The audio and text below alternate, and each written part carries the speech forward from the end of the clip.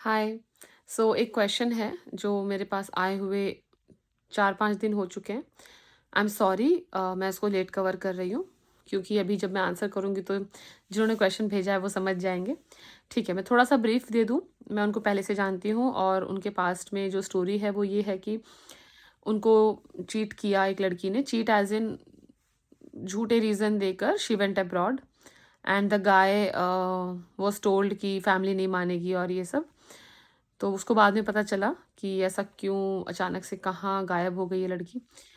तो he was very heart broken and he started drinking. बाद में उन्होंने सेशंस लिए, थोड़ा बेटर भी हुए, वो खुद से भी बहुत कोशिश की, ठीक कर रहे हैं अभी।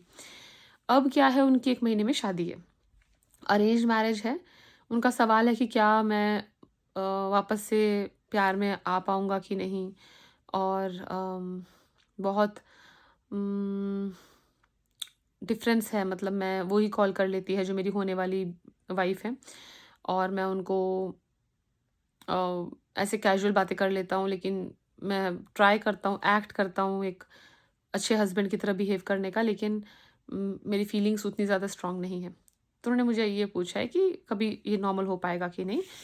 और ये मतलब उनके मन में एक तरह से गिल्ट भी है, दुविधा भी है। ठीक है। पहली चीज़ तो हमको ये समझना है कि जब आप किसी से प्यार में पड़ते हो, है ना? वो पहली और आखिरी बार नहीं होता, वापस से प्यार होता है, ठीक है? और नेक्स्ट टाइम जब होगा तो कुछ डिफरेंट होगा, ठीक है?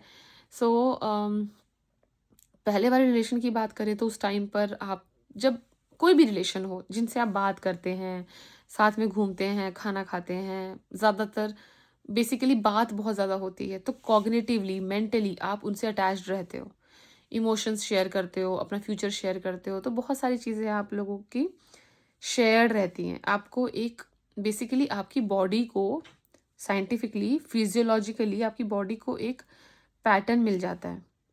जैसे हम लोग सुबह-सुबह अगर वॉक पे जाते हैं, तो जब वॉक पे ना जाएँ तो कैसा अजीब-सा लगता है ना? सिमिलरली, क्योंकि ऑक्सीटोसिन सिक्रीट होता है, अच्छे हार्मोन्स, गुड केमिकल्स जिनको बोला जाता है, ब्रेन में वो सिक्रीट होते हैं जब आप खुश होते हो उस पर्सन के साथ। सिमिलरली जब आप एक्सरसाइज करते हो, अच्छा फ़ील होता है। तो वो जो फीलिंग है, अब वो नहीं आ रही है क्योंकि आपका ब्रेकअप हो गया। तो इसीलिए बॉडी में अनईज़ीनेस और धड़कनें बढ़ जाना, समझ में नहीं आता है कहाँ जाएँ ब्रेकअप के बाद। कुछ लोग जिम शुरू कर देते हैं, कुछ लोग पीना शुरू कर देते हैं। तो ये इस तरह से एक, ऐसे ही नहीं कहा जाता कि लव इज़ अ ड्रग, है ना? और सिर्फ़ रोमांटिक रिलेशनशिप नहीं, अपने पेरेंट्स से भी दूर होकर, सिबलिंग से दूर होकर काफ़ी लोगों को इस तरह की फीलिंग्स आती है। काफ़ी लोग हैं जो होमसिक बहुत ज़्यादा फ़ील करते हैं, घर से दूर रह रह ही नहीं सकते, पढ़ाई छोड़ के वापस आ जाते हैं। तो पहले तो आपको ये समझना होगा कि बॉडी का रिस्पॉन्स होता है। आपकी बायोलॉजिकल क्लॉक चेंज होती है ब्रेकअप के टाइम पर, किसी से दूर होकर। इसीलिए इतनी इतनी तकलीफ़ लगती है।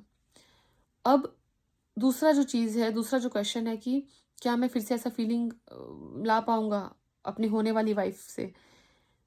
तो आपकी तो शादी होने वाली है, तब आपको ऐसा लग रहा है। कुछ लोगों की शादी में बहुत टाइम होता है, बट ब्रेकअप के बाद उनको फिर भी लगता है कि क्या मैं दोबारा रिलेशन में आ पाऊँगा या नहीं, मुझे कभी प्यार होगा कि नहीं? ये बहुत नॉर्मल क्वेश्चन है क्योंकि हमें लगता है कि वो फीलिंग वापस नहीं आएगी और आती भी नहीं है। अगर कोई हमें बहुत अच्छे से ट्रीट भी कर रहा है तो हमारा ब्रेन रेडी नहीं होता है उसको एक्सेप्ट करने के लिए, ठीक है? क्योंकि कहीं न कहीं अब एक डर हो गया है अम, अलग होने का, बिछड़ने का। और वो अट्रैक्शन वाला फीलिंग बहुत जल्दी भी नहीं आती है। लेकिन अगर आप ध्यान से देखें, यूजुअली ब्रेकअप के इमीडिएट बाद जिससे हम बात ज़्यादा करते हैं, उससे अटैचमेंट होने लग जाता है ना? क्योंकि जो फिज़ियोलॉजिकल रिस्पॉन्स पहले मिलता था, अच्छे हार्मोन्स जो सीक्रेट होते थे, सेफ सेफ फ़ील होता था, वही अभी इस दोस्त के साथ फ़ील होने लगता है, तो हमको लगता है कि हाँ, ये भी मेरे लिए ठीक है। हमें प्यार वाली फीलिंग आने लगती है, अटैचमेंट होने लगता है, उस पे हम डिपेंड हो जाते हैं। तो उस टाइम पर इमीडिएट ब्रेकअप के बाद जब इस तरह की फीलिंग आती है, तो हम लोग कहते हैं कि नहीं-नहीं, आप थोड़ा और टाइम लो। ऐसा तो नहीं है कि सिर्फ़ ये आपका एक शोल्डर बना हुआ है, ऐसा तो नहीं है। रियल में प्यार है कि नहीं, वो एक बार चेक करो। तो आपके केस में जिन्होंने सवाल पूछा है, उनको तो ब्रेकअप हुए टाइम हो गया, कुछ महीने हो गए, उसके बाद अरेंज मैरिज फिक्स हुई है। तो अब 1 महीना बाकी है शादी का। आप भी बातचीत करोगे, धीरे-धीरे आपको अटैचमेंट होने लगेगा। Don't take me wrong, but अगर हम पेड़ के साथ भी रहते हैं, एक बॉटल नहीं खरीदते हैं या एक बेडशीट नहीं खरीदते हैं, नए घर में जाते हैं, ये तो मटेरियलिस्टिक चीज़ें हैं, इनमें भी हम लोगों को अटैचमेंट होने लगता है ना 1-2 महीने बाद, प्रिसाइज़ली 3 महीने बाद तो हो ही जाता है, आदत पड़ जाती है। तो वो इंसान की भी आदत पड़ जाएगी। तो आपको आपकी होने वाली वाइफ़ 3 महीने में पसंद तो आने लग जाएगी। बिकॉज़ वो प्रॉक्सिमिटी इफ़ेक्ट होता है। जिस चीज़ को, जिस इंसान को आप रोज़ देखते हो, धीरे-धीरे उससे प्यार नहीं, उससे अटैचमेंट होने लगता है, डिपेंडेंसी बढ़ जाती है, अच्छा लगने लगता है। तो आपको अटैचमेंट तो हो जाएगा, चिंता मत करो। लेकिन इससे भी ज़्यादा ज़रूरी ये है कि आपको गिल्ट फ़ील हो रहा है ज़रूर, क्योंकि आपको लग रहा है कि वो तो सोच रही है कि मैं जैसे बात कर रहा हूँ वैसा ही फ़ील कर रहा हूँ, बट मैं तो उसके लिए कुछ फ़ील नहीं करता। तो लाइफ़ में हमेशा फर्स्ट लव जैसा ही हर बार प्यार हो, फर्स्ट साइट वाला, बटरफ्लाइज़ वाला ज़रूरी नहीं है। कुछ प्यार समझदारी वाले भी होते हैं, जो आगे जाकर पहले हुए प्यार या अट्रैक्शन से हुए प्यार से भी बढ़कर हो जाते हैं। ये आप देखोगे। तो ये शादी आपके लिए समझदारी वाला प्यार साबित होगी, क्योंकि आपने काफ़ी सोच समझ कर डिसाइड किया है ये लड़की से शादी करने का। पर गिल्ट फ़ील हो रहा है क्योंकि आप अच्छे इंसान हो। गिल्ट को कम करने के लिए आप 2 चीज़ें कर सकते हो। या तो आप उसको सब बता दो, ठीक है? सब बता दो और बोल दो कि इस तरह से चीज़ें हैं, लेकिन अब वो इनजस्टिस हो जाएगा, क्योंकि आपको सब पहले पता था तो पहले ही बता देते कि मुझे फीलिंग नहीं आ रही है, मुझे टाइम लगेगा। अब 1 महीना बाकी है शादी का।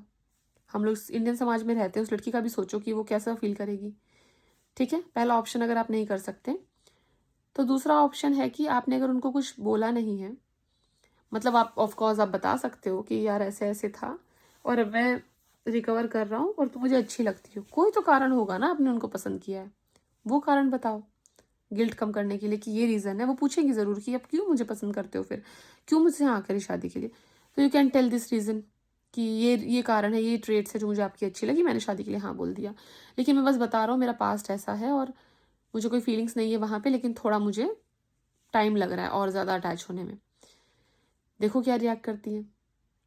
लेकिन अगर अब 1 ही महीना बाकी है, आपको लगता है ये कुछ भी नहीं हो सकता, ये सब नहीं, इन सब बातों का टाइम चला गया, तो अपने गिल्ट को कम करने के लिए खुद से प्रॉमिस करो कि आप एक फ्रेश अप्रोच लोगे।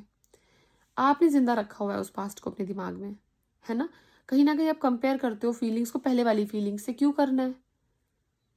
क्या आप आज भी वैसे हो जैसे आप 8वीं क्लास में थे? नहीं हो ना। तो हम प्यार को इतना बड़ी चीज़ क्यों बना देते हैं? जहाँ इज़्ज़त है, जहाँ आपका साथ निभाया जाएगा, वही तो प्यार होना चाहिए ना। हमेशा हम अट्रैक्शन वाली चीज़ से क्यों नाप रहे हैं प्यार को?